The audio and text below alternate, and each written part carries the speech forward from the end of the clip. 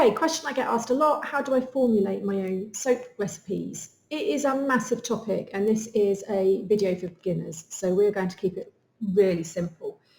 So in a nutshell, we generally use oils such as sunflower oil, olive oil, what else? Rapeseed oil, liquid oils, so they're liquid at room temperature in soap.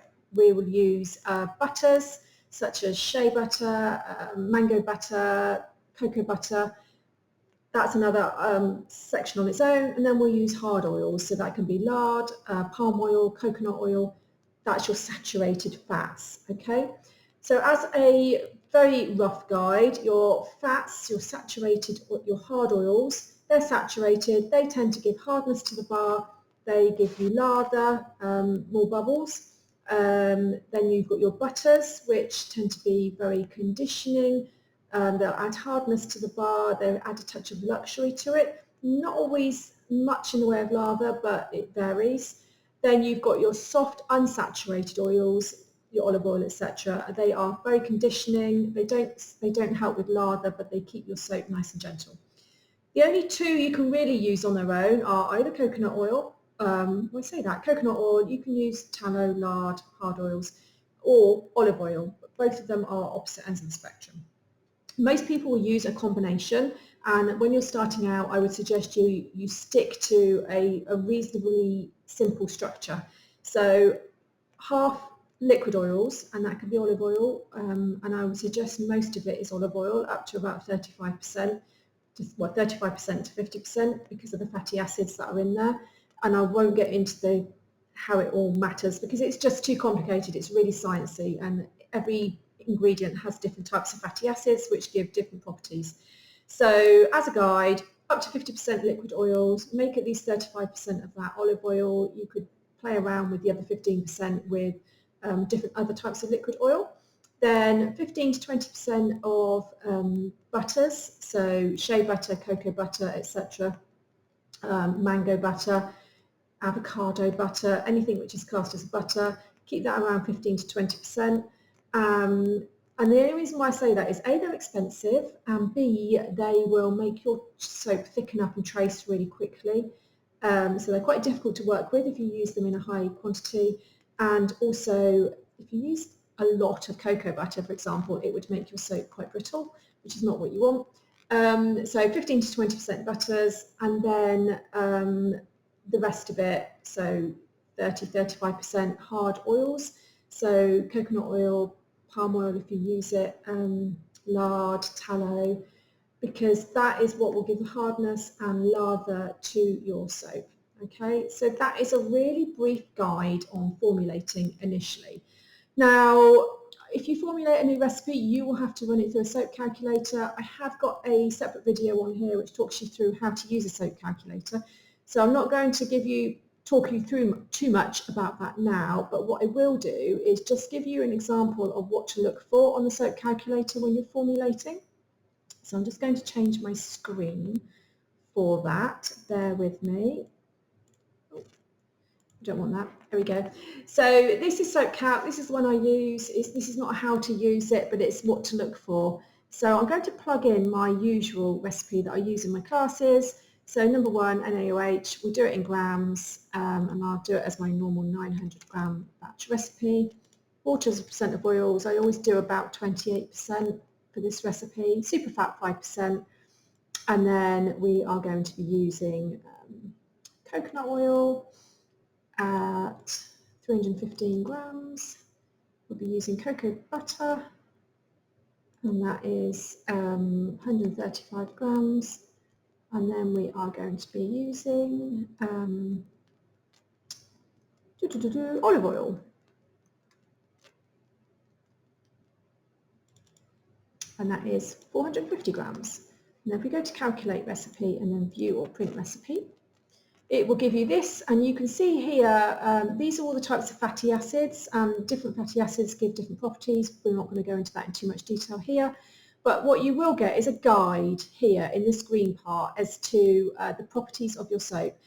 I would really like to stress this is a guide. It's somebody else's interpretation of what they think you should aim for. So you'll see my bar has come up as 45 for hardness, and it's in the range 29 to 54. Cleansing is actually quite high on the cleansing, and that's because of the coconut oil in it. However, it's not a drying bar. Now cleansing, high cleansing would normally mean drying, but it isn't at all. It's a really lovely bar soap. Conditioning is not quite in the middle, nowhere near the middle, but it is a lovely bar soap. So this is why I don't want you to get too hung up on these figures. They are just a guide, okay? So if we go back to here and say, right, I want to swap out my coconut oil for palm oil. And I don't use this recipe at all, but it will give you an idea. Put that in there, replace it completely, 315 grams, calculate recipe, view or print. So you'll see cleansing, have I used the right one?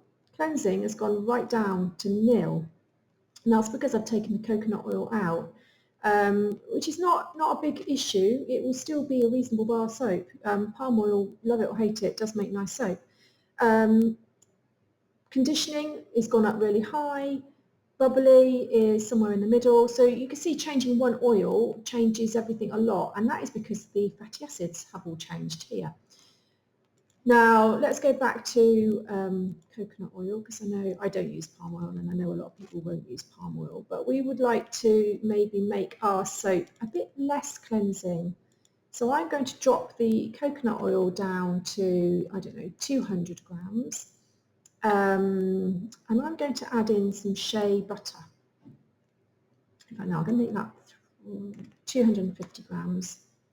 And then I'm going to add, I am 65 grams short, aren't I? So we'll add in some shea butter. Now shea butter is very luxurious. It's lovely on the skin, even just in its raw form. So I'm going to go for 65 grams, so that will bring me back up to 900. We'll go to calculate, we'll go to view. Now I've got a lot more butters in here than I would normally recommend, but you can see my cleansing has dropped down somewhat. My hardness is still pretty good. My conditioning has gone up. Bubbly has gone down. So tweaking a recipe makes quite a big difference. So if we come out of there and let's go back to our original figure, but I'm going to take out so castor oil. I'm just thinking out loud. Castor oil is a unique oil. It's not classed as a liquid oil. It stands alone on its own. It boosts lather, but too much can make your soap sticky, and I wouldn't normally recommend more than 10 or 15%. So we're going to go for 10%. Which is 90 grams. So if I bring my coconut oil down to 225, we'll take the shea butter out and we're going to add in castor oil instead. We'll see what that changes it to. There we go. So hardness has dropped down quite a lot. Cleansing has dropped down a bit more. Conditioning has gone up a bit. Bubbly, I can't remember what bubbly was, but this is because it's probably gone up, bubbly. Yeah, it's probably gone up. But your castor oil, it boosts lather, but it also makes your soap slightly softer, and that's because it causes it to dissolve more quickly.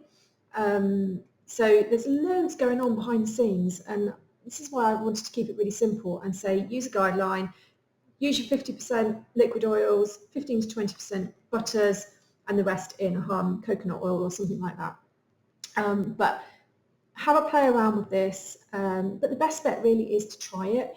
If you were to use 100% coconut oil soap, on here the hardness and cleansing and would be off the scale. Conditioning would be really, really low. However, if you make it with a 20 to 25% super fat, it won't be reflected in these figures, but it will be a really lovely bar soap.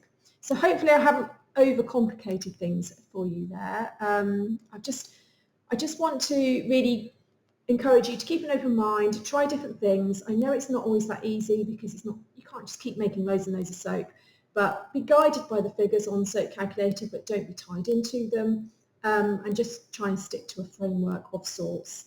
But if you want to go beyond those, push the boundaries, it's not an issue at all. There's no right or wrong. Okay, I hope that helps.